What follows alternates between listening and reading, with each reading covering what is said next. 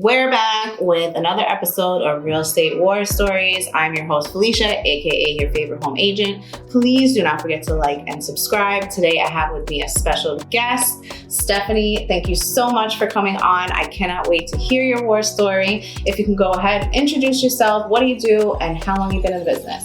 Sure. So, hi guys, how are you? My name is Stephanie Timm, aka Soul by Steph, as many as you may know me on Instagram. I'm fairly a baby to the business. This is going to be my third year that I really dedicate real estate to. I did get my license in 2015, but for the first 2 years, I did nothing but just pay the dues to keep it active, and that was that.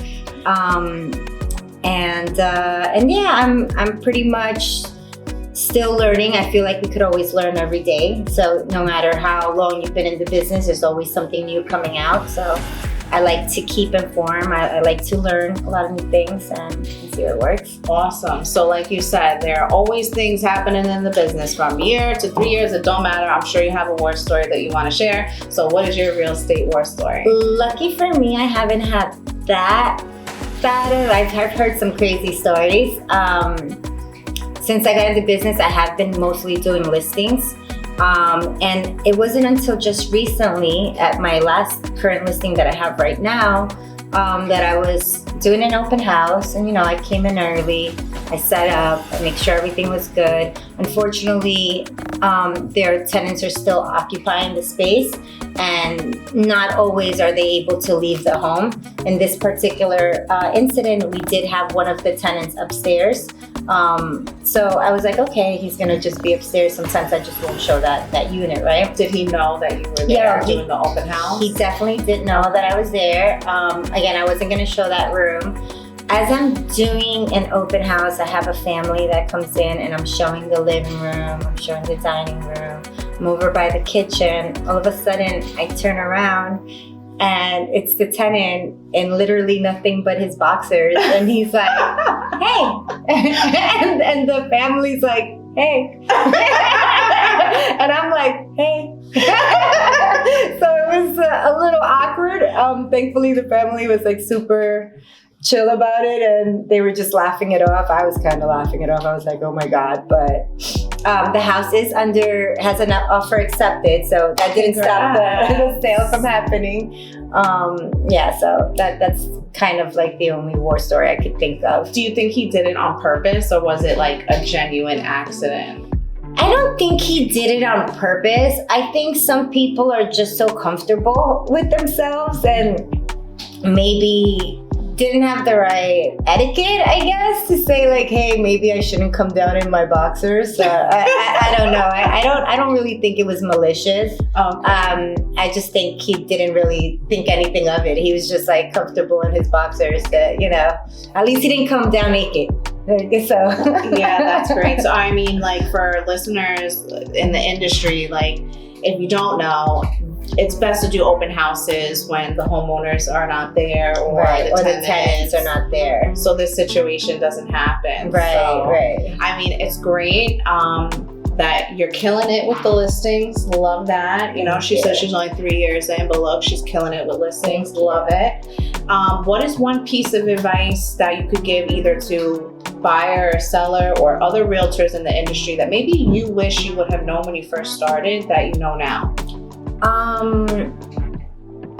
I think one advice is definitely maybe doing a little bit more marketing of yourself, your business, also networking, and the right kind of networking, because there's different types of networking where people just go and hang out and party, but actually meeting new people every time you go to a different event, because a lot of the times the same people are at the same events. So if you continue to just, hang out with the same people that you already met, it's kind of defeating the purpose of networking, right? Networking is so that you meet new faces, new people.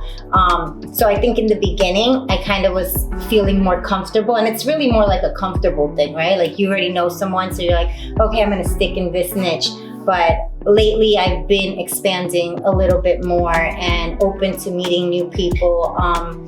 You just never know who you're gonna meet that's gonna be able to put you in the right direction or connect you with something.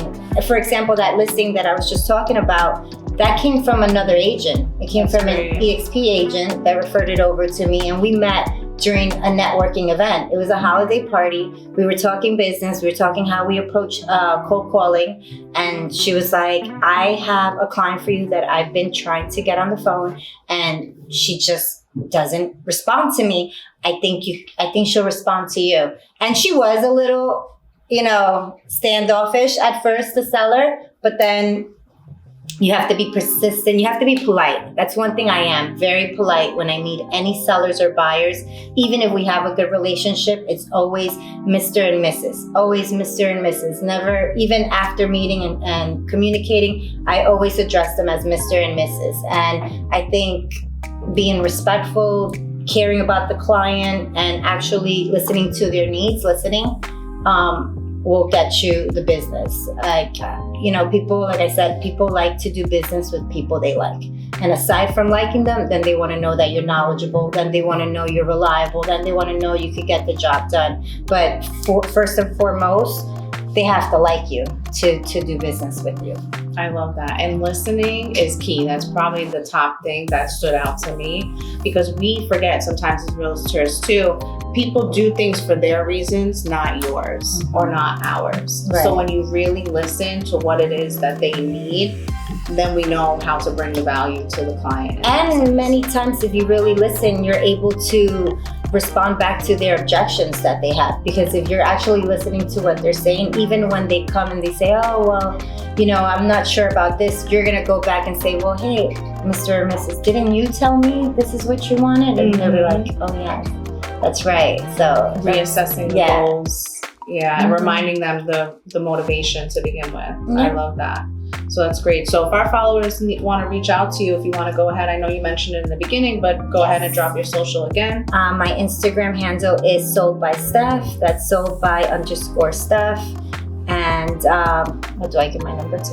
You don't have to. You can DM her on Instagram. Send me a DM. I'll definitely help you out. Or any agents, if you have any questions or you need any advice or anything, I'm always willing and willing to help anyone. Again, I think we all have different tactics that work, and what works for me could work for you, so I believe in sharing too. I do like to share. Definitely. I love that 100%. So reach out to Steph, reach out to me. We're always happy to help. Guys, thank you so much for listening. And please don't forget to like and subscribe. I will see you guys on the next one.